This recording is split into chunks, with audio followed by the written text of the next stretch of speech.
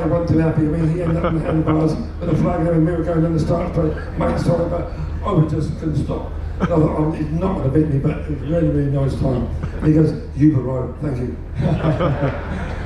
You can endorse this, Roger. That's exactly what happened. Yeah. Can I ask, guys, when you were racing these works bikes and they were in great, it was a real developmental period. You guys went through an era where you rode with very little suspension and then more suspension and probably more power than the suspension could handle at one stage.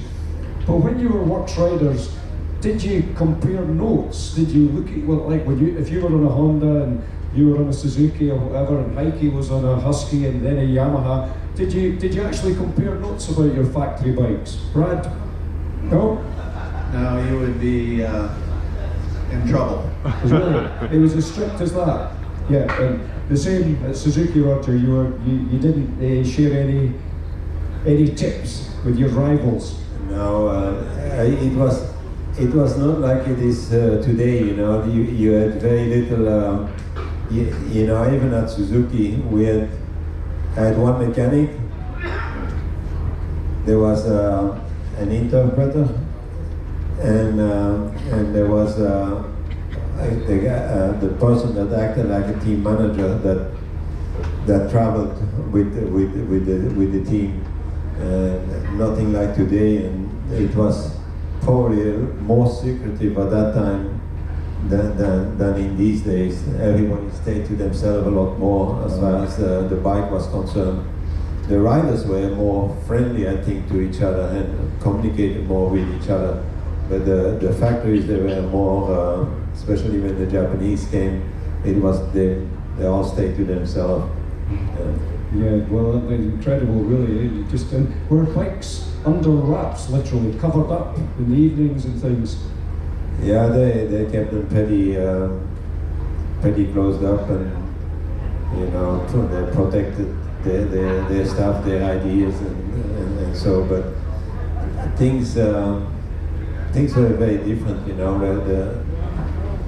Now there's so much more things that happen very quick. When somebody sees something, there's a picture, and that picture goes back to the factory, like you know, within minutes, anywhere around the world. And so, well, that's something that you would know about, Roger, because you're still in the game. And for people that don't know, I'm sure most people do, Roger is race director for Husqvarna and KTM, so you must know exactly what's happening in the world of motocross today.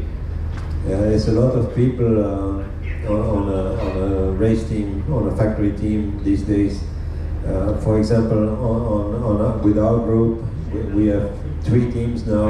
We have one with Gas, one with Husqvarna, and one with KTM. But without the riders, we have 60 people that are running the team, between the mechanics,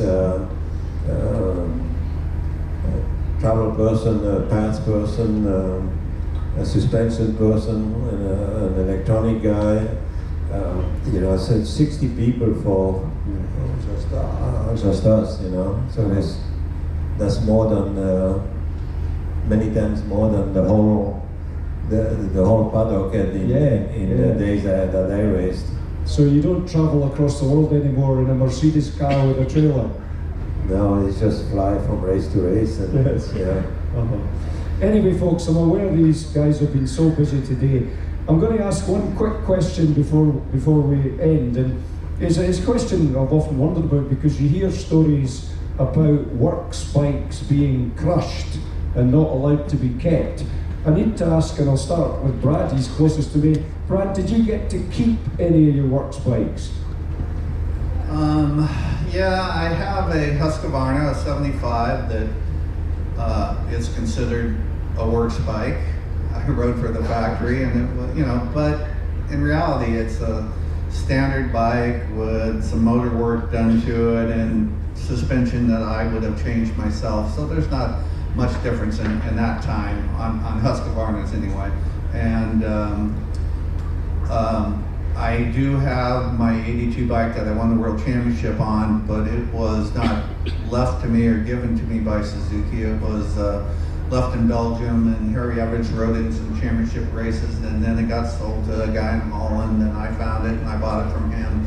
So, you know, I do have a couple bikes, but usually they do, like you said, they try to get rid of most of the stuff because the next year is a whole new, whole new deal. So they don't really save those bikes because nobody's going to ride them anyway, and they don't want them to get out in the public so somebody can copy something. Yeah. But Roger knows much more about that than I do.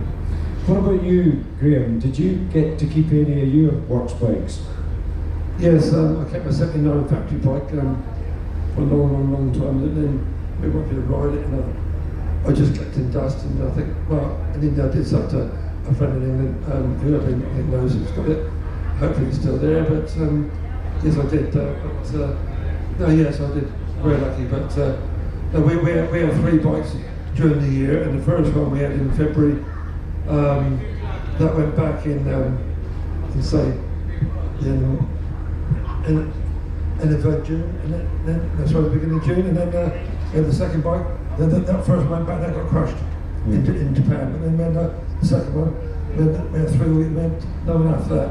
The one we went to America, the American Grand Prix, and then no one after that. So we had 3 all year. Incredible.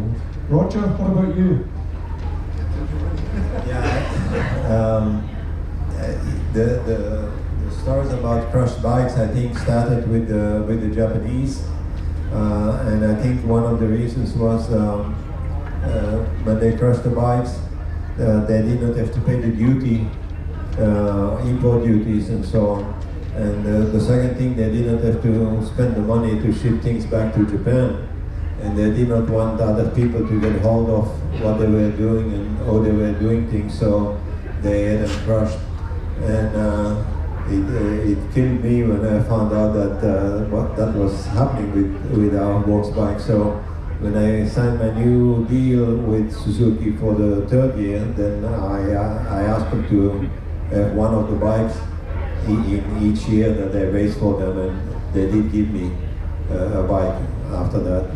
But yeah, it was not only Suzuki that did it. I know Honda did it.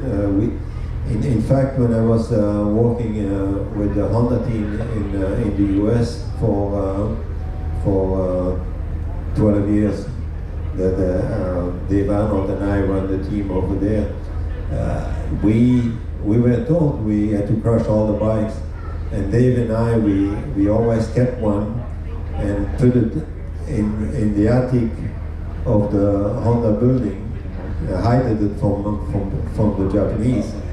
And it's only a few years ago that they found out all those bikes in there, and they're now in the Japanese Honda Museum in Tochigi, and they're very thankful that we did that. I bet they are. Yeah, good, well done.